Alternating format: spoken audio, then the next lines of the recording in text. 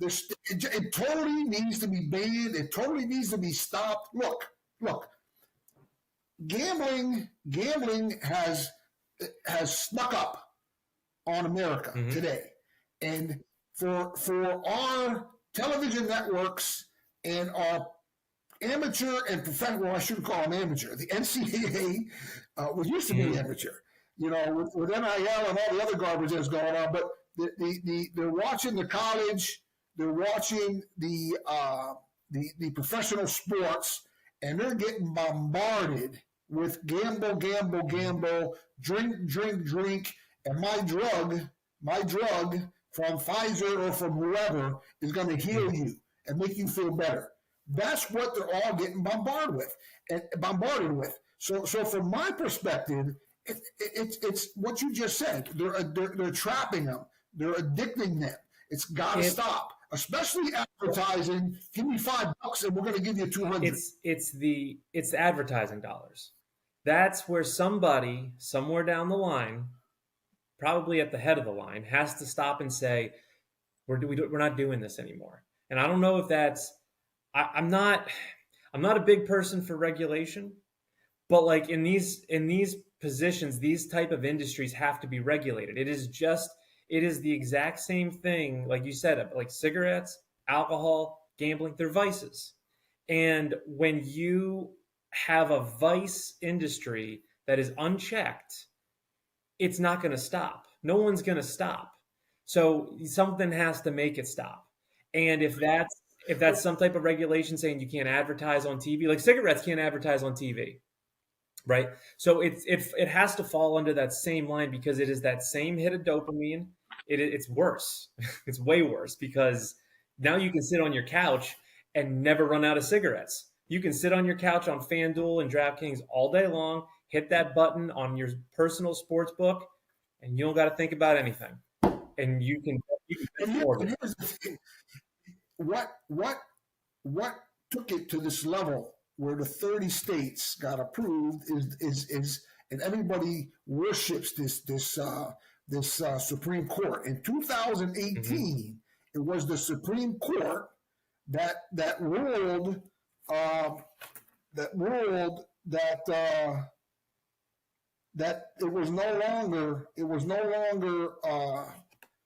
just Las Vegas, that they overruled the ban.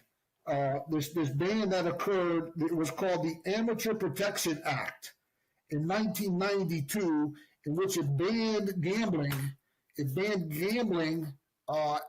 And everywhere in the country except Las Vegas, which I didn't really have a problem with.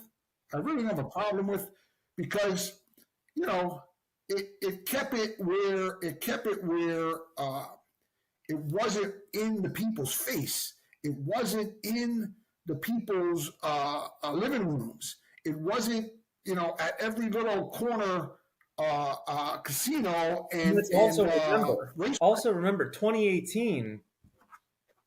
These things weren't what they are today. That's almost 10 years ago. The advent of the cell phone has taken every industry, every vice, and just exacerbated it to a level that no one could even comprehend. And what we have coming down the line with AI and everything else, it's just going to take it to a whole nother level that we're not even aware of. But that's it. You can't, these rules they're already antiquated.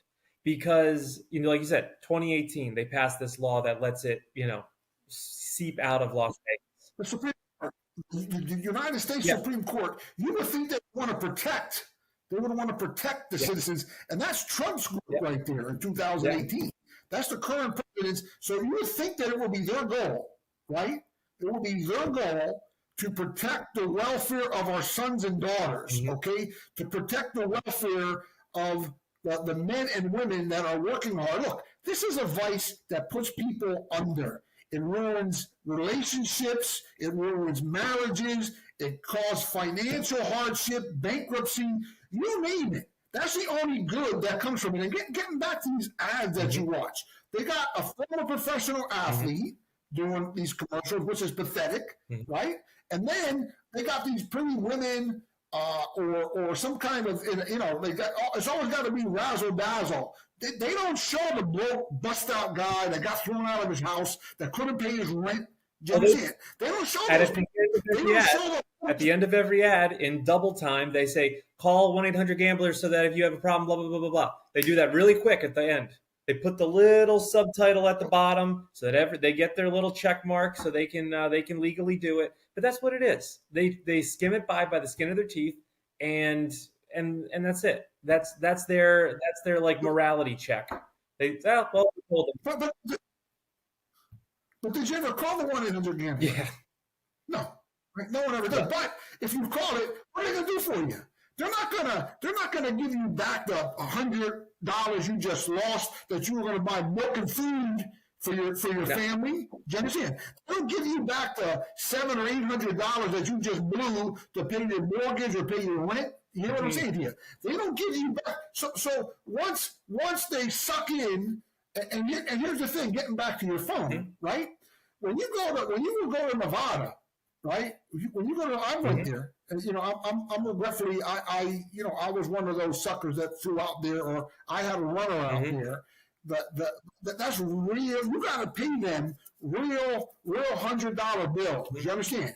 You got to count them out, and you're betting here. You're going to bet a Gino 1,000 here. Oh, you're counting it. You feel it. Oh boy, that's $1,000. When you're betting on the phone, or you're betting on the internet, do you ever see it? Or you're betting with these garbage systems that they have all these different monetary forms, right? Your credit card. You don't see the money. No. You don't see it.